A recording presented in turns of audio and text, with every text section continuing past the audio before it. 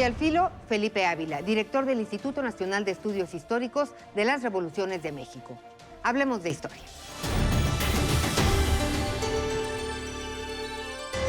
Pues nos da muchísimo gusto recibir en el estudio a Felipe Ávila, director del Instituto Nacional de Estudios Históricos de las Revoluciones de México. Gracias, Felipe. Gracias a ti, Ana María. Y bueno, yo quisiera que nos platicaras de esta joya.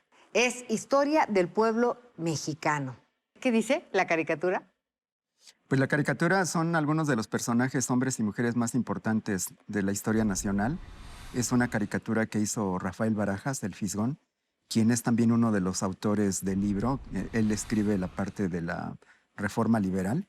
Entonces, pues con relación a tu pregunta, Ana María, estamos muy contentos porque salió hace unas semanas este libro, una edición bastante amplia, de casi 120,000 ejemplares que ahorita se están repartiendo de manera gratuita a todas y todos los alumnos de las normales de la República y a todas las maestras y maestros también del sistema normalista. Este es un libro que nos encargó la Presidencia de la República el año pasado, que fue el año pues, de dos grandes conmemoraciones, el 5º centenario de la caída de México, Tenochtitlan, y el inicio de la resistencia indígena, y también el bicentenario de la consumación de la independencia. Presidencia de la República nos pidió que coordináramos un libro que integrara una visión plural, amplia, de los principales aspectos de la historia de México. Y pues la verdad es que fue un trabajo colectivo que lo hicimos. Hojeándolo, he tenido oportunidad de leer pocos capítulos. La presentación es del presidente Andrés Manuel, como era de esperarse, pero la convocatoria para que participaran pues, muchos historiadores, pues está Federico Navarrete, entre algunos, estás tú, está María Elisa Velázquez Gutiérrez, entre otros. Platícanos, ¿es otra historia a la que conocemos? Mira, es una historia que tiene dos propósitos. Por un lado, dar una visión panorámica general, pero rigurosa, de la historia de México en sus principales episodios. Tiene como eje las tres grandes revoluciones que han ocurrido en este país: la independencia, la reforma y la Revolución Mexicana. Tiene un capítulo introductorio que alude a la conquista, a la caída de las poblaciones originarias en el siglo XVI y la etapa colonial. Y tiene un último capítulo que es el más largo, que es lo que ha pasado en México después de la Revolución, desde la década de 1920 prácticamente hasta nuestros días, ¿no? Sí, el capítulo 1 es Conquista, Resistencia Indígena y Virreinato. Después el capítulo 2, la Independencia. El capítulo 3, la Reforma. El capítulo 4, la Revolución. Y el capítulo 5, que dices, efectivamente es el más extenso, es la lucha por la soberanía económica, los derechos sociales, la justicia y la democracia. Sí, entonces, Ana, con lo que me preguntas, tiene dos objetivos este libro. Por un lado, ofrecer esta visión panorámica, pero por otro lado, también ofrecer una visión fresca, nueva, de lo que es la historia de México a partir de sus protagonistas y desde el punto de vista de todos quienes contribuimos en este volumen, es desde el punto de vista de los actores colectivos. Trae una mirada a la historia de las mujeres, una mirada a la historia de las comunidades indígenas, una a las comunidades de afrodescendientes, otra a los campesinos, otra a los trabajadores, otra a los sectores populares. Trae un capítulo sobre el movimiento estudiantil. Entonces, pensamos que es una visión nueva, una visión distinta, porque es, yo creo, como debe de contarse la historia, como la tienen que estudiar nuestras niñas y niños en la primaria, secundaria, bachillerato, que es a partir de procesos y a partir de actores colectivos. Déjame detenerme un momento. Si bien la historia está en constante revisión, ¿no? Porque pues vienen estudiosos nuevos, analistas nuevos, distintas investigaciones, se encuentran documentos, en fin, hay muchas cosas que sí le dan este visto nuevo y fresco a la historia, que muchas veces pues no nos enteramos, ¿no? Seguimos con lo mismo, con lo mismo, con lo mismo. ¿Qué cambia en algunos de los capítulos? El año pasado, pues hablamos de 500 años de resistencia indígena, por ejemplo, ¿no? Los pueblos originarios han sido colocados al centro, porque pues ahí es donde han estado siempre, nada más, pues a veces han sido invisibles, de cierta manera. ¿Qué más vamos a encontrar en este libro?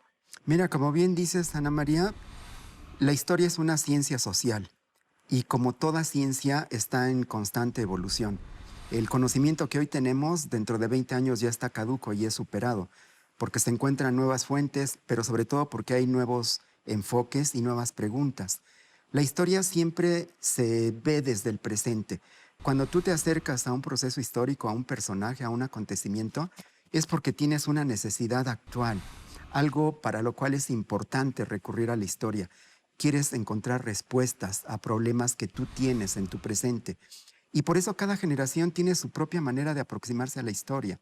Pensamos que en esta generación que está viviendo cambios tan importantes, no solo en México, sino en el mundo, sí hacía falta una nueva aproximación a la historia de México desde esta perspectiva, de hacer visibles a quienes no habían tenido voz, a quienes no habían tenido rostro, a quienes no habían tenido nombre. En buena parte de la ¿Cómo historia, quién? las mujeres. En los libros de texto, Ana María, Pues sí. las mujeres son marginales.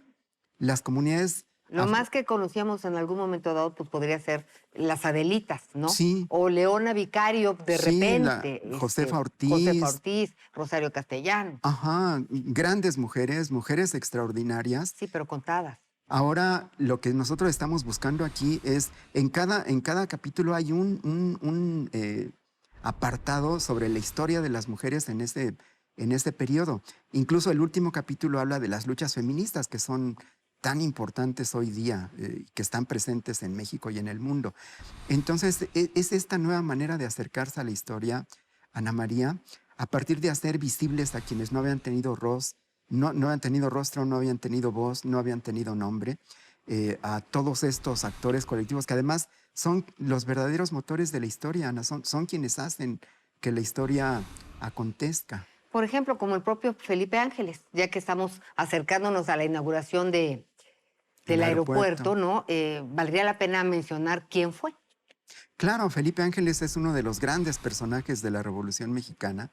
Es un luchador social, alguien que estudió en el colegio militar, que tuvo una formación académica privilegiada, que pudo estudiar en el extranjero y que sin embargo desde muy joven se comprometió con la democracia, se comprometió con una conducta ética, con un combate a la corrupción y quien fue pues el artífice de la artillería de la División del Norte, que fue el ejército popular más poderoso de la Revolución Mexicana y sin cuya participación no habría sido posible el triunfo en algunas batallas decisivas que fueron las que definieron el rumbo de la revolución. Tuvimos la oportunidad de estar en la casa donde nació Felipe Ángeles, en el estado de Hidalgo, Zacualtipán. Por fin me aprendí Zacualtipán allá. Y muy impresionante lo que muestra su museo, pues porque él escribía desde muy joven y recién entró, bueno, recién estaba en el ejército, que hizo una crítica a uno de sus superiores, ¿no? A Manuel Mondragón, sí. Y nos narraban que pues hablaba, desde ahí denunciaba la corrupción. Ujú. Por eso lo castigaron, porque no quiso avalar una compra a sobreprecio de artillería para el ejército mexicano, en donde estaba involucrado uno de los principales generales del ejército de esta época, el general Manuel Mondragón, y como castigo lo exiliaron, lo sacaron de México y también criticó la mala formación académica y militar que tenía el Colegio Nacional de Aspirantes, que fue precisamente uno de los instrumentos que utilizaron quienes traicionaron a Francisco y Madero para hacer el golpe militar y la decena trágica. Y Felipe Ángeles, desde años antes de eso, ya había criticado que esos militares que se formaban al vapor en la Escuela Nacional de Aspirantes, pues no tenían ni la formación, ni el orgullo, ni la trascendencia de una institución como el Colegio Militar, y también por eso fue castigado. Felipe, tú eres sociólogo, ¿no? Eres maestro, entre muchas otras cosas, director del INERM, conoces mucho de la historia, aunque dices que no eres historiador, pero siempre nos das luz en todos estos temas. La historia no se trata de adoctrinar, ¿no? Claro. No se trata de que cada quien nos cuente como quieren contar la historia. Claro. Este libro, el objetivo de este libro es ubicarnos en la historia actual. Sí, porque, mira, Ana, creo que nos ha quedado muy claro que este gobierno encabeza una transformación que busca ser profunda, que busca ser de la misma magnitud y profundidad que las 3 grandes transformaciones anteriores, y que a diferencia de esas que fueron transformaciones violentas, esta quiere ser una transformación pacífica, una revolución de las conciencias. Pero lo que ahora... Polarizada, pero pacífica. Sí, Está bien, es correcto. sí, sin duda. Entiendo. En una discusión abierta, plural, incluyente. Yo creo, Ana, que lo que se pretende hacer como transformación no es una improvisación, no es una ocurrencia, sino que tiene raíces históricas profundas. Esas raíces están en estas grandes transformaciones. Las utiliza como fuente de inspiración, como guía, como ejemplo, como experiencias que hay que retomar para ver qué nos sirve de eso que ya hicieron miles de mexicanas y mexicanos antes que nosotros, en qué fallaron y qué es lo que nosotros tenemos que corregir para construir un país mejor. Ahora, las transformaciones, las grandes transformaciones que nos antecedieron, pues se dan en un periodo de tiempo largo, ¿no? Me parece que, digo, el presidente de lo que habla casi todos los días es de sentar las bases de la llamada cuarta transformación, pero realmente se necesitan años para que las cosas se transformen, para que cambien, para que realmente podamos hablar de otra etapa, ¿no? Que sería esta cuarta transformación. Sin duda, Ana, los procesos de transformación social, económica, política y cultural son periodos de larga duración. Tú puedes marcar tentativamente una fecha de inicio, de arranque, pero nunca puedes saber cuándo terminan. Y sí, en efecto, se llevan mucho tiempo porque es un proceso lento, paulatino, que tiene algunos momentos de aceleración, pero también tiene momentos de detenimiento, no de retroceso, pero sí son procesos que van madurando, que van cambiando. Pero yo creo que sí es muy importante sentar las bases, dar una voz de inicio y una serie de cambios que ya tienen que comenzar, pero que los resultados sí los vamos a ver en el largo plazo. ¿Te parece si para despedirnos jugamos al filo asociación de ideas? Sí. Es lo que más te gusta, Felipe. No, no me hagas esos ojitos. Historia, Conocimiento, libertad, la máxima aspiración humana, educación, el proceso tan indispensable para construir un país mejor, juventud, el futuro de México, mujeres, lo más importante de la transformación actual. revocación de mandato. Un periodo muy importante de reflexión porque es un instrumento valiosísimo para las mexicanas y los mexicanos para poner o quitar a los gobernantes que tenemos. Sueños, Un país libre, democrático, justo, equitativo. Felipe Ávila, director del INEM. Gracias por habernos acompañado. Gracias a ti, Ana María. Te volveremos a invitar porque hay que hablar de Ricardo Flores Magón. Cuando No, quieras. este es su año, así Con que mucho por gusto. aquí nos veremos. Claro que sí. Muchas gracias. Gracias a ustedes por habernos acompañado. Recuerden que tenemos una cita la próxima semana al filo. Buenas noches.